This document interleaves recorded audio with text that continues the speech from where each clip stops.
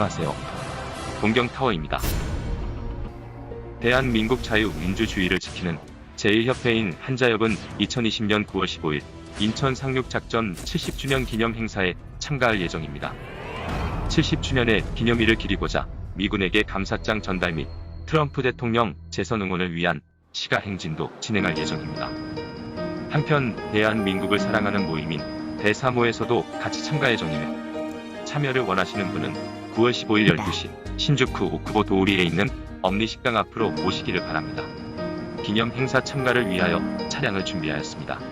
참가하실 분은 사전에 연락을 부탁드리겠습니다. 기념 행사 장소는 가나가와켄 아야세시 후카야카미의 코우리오 공원에서 14시부터 시작 예정입니다.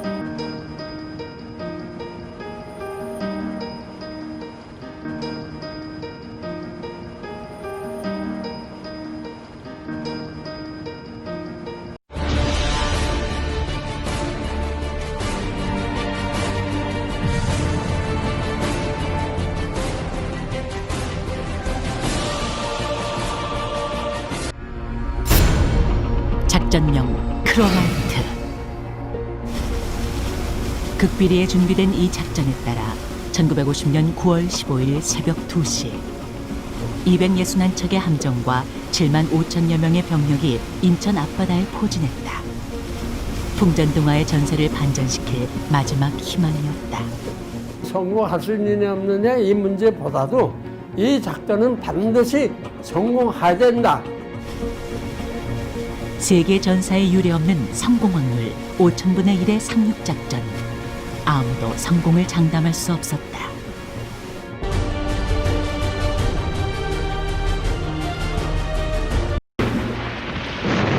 우여곡절 끝에 감행된 작전. 인천 시내는 완전히 불바다가 되고 그 아스팔트까지 다 타고 없었으니까.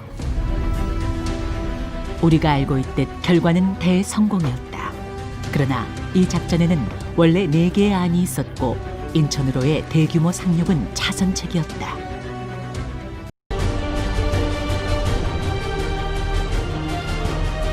A가 있네요. 우리는 아직 인천 상륙작전을 다 알지 못한다.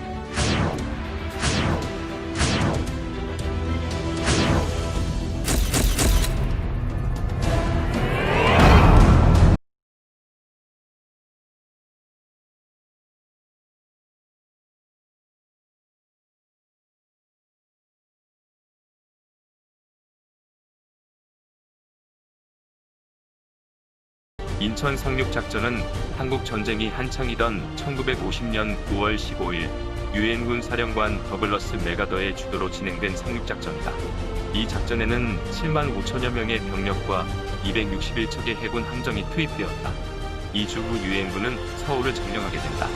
작전 암호명은 크로마이트 작전으로 영어로는 오퍼레이션 크로미디였다. 당시 대한민국 국군과 유엔군은 남쪽인 낙동강 방어선에서 힘겨운 방어전을 벌이고 있었다. 인천은 낙동강과 부산 교두보에서 멀리 떨어져 있고 조선인민군이 거의 방어를 하지 않고 있었다. 이곳에 기습 상륙 작전을 개시함으로써 유엔군은 손쉽게 인천을 점령하여 서울까지 탈환했다. 이로써 조선인민군은 보급로를 차단당하게 되었다. 1950년 6월 25일 조선민주주의인민공화국의 대한민국 침공으로 한국전쟁이 발발했다. 이후 조선인민군은 병력과 무기에서 유엔군 및 대한민국 국군을 압도했다. 조선인민군의 전략은 포위 섬멸 작전이었다. 조선인민군이 유엔군과 대한민국 국군을 밀어붙인 후 좌우 양 측면을 포위하고 공격하고 위아래를 보자기로 감싸듯이 섬멸하는 전략이었다. 이 방법은 6.25 전쟁 시작부터 8월 초까지 완벽하게 먹혀들었다. 유엔군과 국군은 패배를 거듭했고 그만큼 조선인민군은 더욱 진격할 수 있었다. 8월 초가 되자 유엔군과 대한민국 국군은 더 이상 밀릴 땅도 없었다. 더 이상 물러나다가는 동해와 남해에 빠져 물고기 밥이 될 신세였다. 그리하여 유엔군은 낙동강 방어선을 구축하여 최후의 방어선으로 삼았다. 일명 부산 교두보 전투의 시작이었다. 유엔군과 대한민국 국군은 북쪽과 서쪽의 이면만 방어하게 되자 더 이상 조선인민군에게 양측면을 노출시키지 않았다.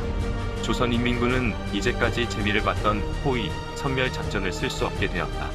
또한 유엔군은 부산항과 비행장을 통하여 병력과 무기, 전쟁 물자를 빠르게 보급받게 되었다. 그리하여 조선인민군이 6.25 전쟁 초기에 누렸던 병력과 무기에서의 우위를 점차 상실하게 되었다. 8월 5일 조선인민군은 낙동강 방어선에서 이전의 전술을 다시 사용하고자 했다. 상하 좌우를 포위할 4개의 공격축을 설정하고 전투를 치렀다. 바로 부산교두보 전투였다.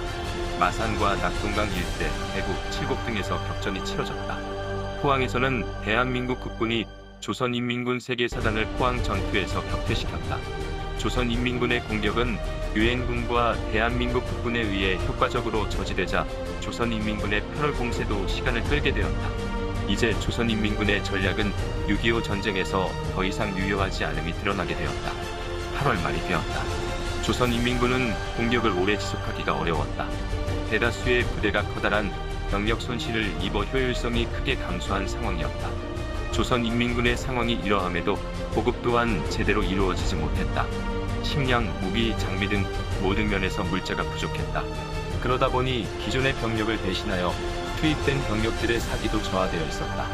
이러한 상황을 타개하기 위해 조선인민군은 9월 공세를 준비한다. 이를 가능케 할 만큼의 보급을 받고 병사들의 사기를 유지시켰다. 9월 1일 조선인민군은 최후의 공세인 낙동강 대공세를 감행했다. 목적은 오직 낙동강 방어선의 돌파였다. 조선인민군은 이번에 4개가 아닌 5개의 공격축을 설정했다. 이 공세에서 유엔군은 허를 찔려버렸다. 조선인민군이 유엔군과 대한민국 국군을 거의 압도할 수 있다고 예상되었다. 조선인민군은 경주를 공격했고 대구와 가산을 포위했으며 낙동강을 다시 도하하여 영산을 향해 진격했고 남강과 함안을 통해 마산을 점령하고자 하였다. 6.25 전쟁의 전투 중 가장 참혹한 전투였다. 결과는 유엔군과 대한민국 국군의 승리였다. 조선인민군의 공세를 효과적인 방어로 막아낸 것이다. 조선인민군은 2번에 걸친 공세의 실패로 병력과 자원이 급감하게 되었고 공세 위주의 전략을 철회할 수밖에 없었다. 북한군은 공세의 실패로 인해 유엔군과 대한민국 국군의 반격을 막아내기도 버겁게 되었다. 미국 합동전략기획 및 작전단에서 연구를 시작했다. 작전명은 크루마이트로 정하고 주요 상륙지로는 총 3개 지역을 최종적으로 결정했다. 인천, 군산, 주문진이 그것이다. 일본 도쿄에 있는 미국 극동군사령부의 관계참모부에서 상륙지역을 인천으로 결정하여 관련 부대에 하달했다. 미 합동참모부가 상륙작전 자체에 대해서는 전적으로 동의했지만 상륙지역을 인천으로 하는 것에는 반대했다. 인천의 조수, 수로, 해안 조건을 반대 이유로 들었다. 수로가 협소하여 대규모 함정의 진입이 불가능하다. 적이 수로의 기뢰를 부설해 놓아 피해가 클 수밖에 없다. 밀물과 썰물의 차이가 10m에 달해 썰물 시 해안에 이내지 5km의 갯벌이 생겨난다. 이로 인해 상륙함의 접근이 곤란하다. 1942년 3월 17일 메가더는 작은 어뢰정을 타고 필리핀을 탈출하여 호주로 갔다. 이후 코레이두루 전투에서 일본군이 미군을 압도했다. 미군과 필리핀군 14만 명이 일본군의 포로가 되었다. 당시 미국은 유럽과 태평양에서 2개의 전선을 유지하기가 힘들었다. 미 극동군 사령관이 된 메가더에게 배정된 전쟁 물자는 유럽 전선에 있던 패튼에게 배정된 물량의 5%에 불과했다. 그래서 메가더는 일명 개구리 뛰기 전술로 태평양 전쟁에서 일본군을 압도했다. 전선을 연결하여 안전하게 밀고 올라가는 것이 아니라 개구리가 뛰듯이 주요 거점만 점령하는 모험적인 전술이었다. 그리하여 메가더는 다시 필리핀을 차지할 수 있었다. 메가더는 태평양 전쟁에서 총 87차례의 상륙작전을 전개하였기에 누구보다 확신이 있었던 것이다. 이러한 경험이 있었기에 메가더는 미 합동참모본부를 설득하여 상륙지역을 인천으로 하고자 하였다. 미국 육군참모총장과 해군참모총장이 터키어 미국 극동군사령부까지 와서 1950년 8월 23일 메가더와 회의를 개최하였다. 메가더가 상륙지역을 인천으로 주장하면서 한 브리핑 주요 내용은 다음과 같다. 조선인민군의 전투부대는 모두 낙동강 방어선에서 미 8군과 정면으로 맞서고 있다. 병참선이 길게 늘어져 있어 후방인 서울에서 이를 차단할 수 있다. 그래서 서울과 가장 가까운 인천이 상륙지역이 되어야 한다. 서울은 전략적, 정치적, 심리적 이유에서 신속히 탈환해야 한다. 결국 8월 28일에 미국 합동참모본부는 메가더의 계획을 승인하고 8월 30일에 인천 상륙작전 명령을 하달하고 상륙작전일을 9월 15일로 정했다.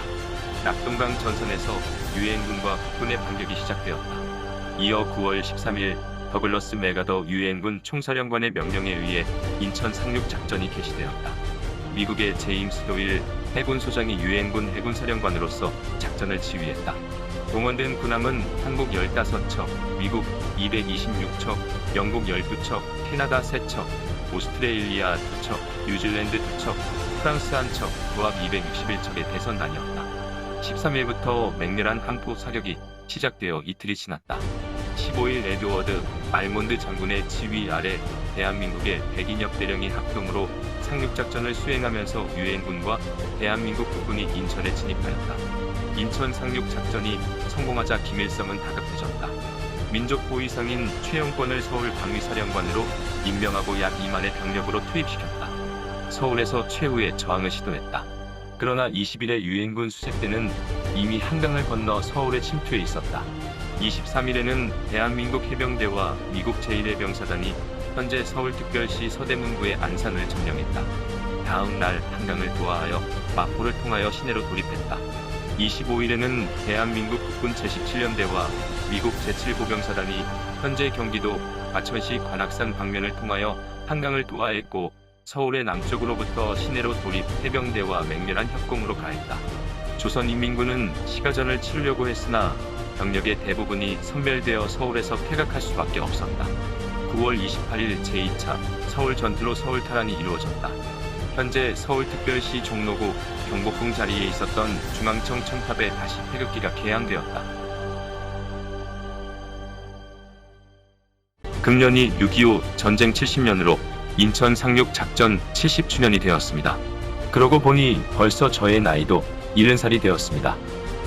저도 6.25 전쟁 나던 해의 11월에 태어났고 1951년 1월에 중공군이 또 밀고 내려오는 바람에 어머니 등에 엎여서 피난을 갔다는 이야기를 어린 시절에 귀가 아프도록 들은 적이 있습니다.